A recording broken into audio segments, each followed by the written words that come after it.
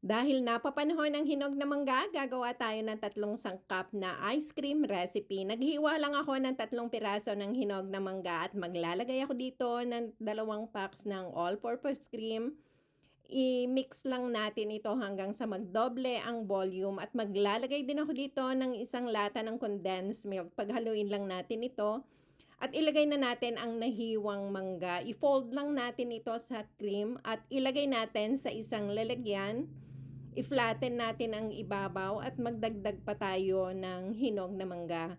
I-freeze lang natin ito overnight at pagkatapos nating ma-freezer ito, heto na nga ang ating super creamy na ice cream recipe.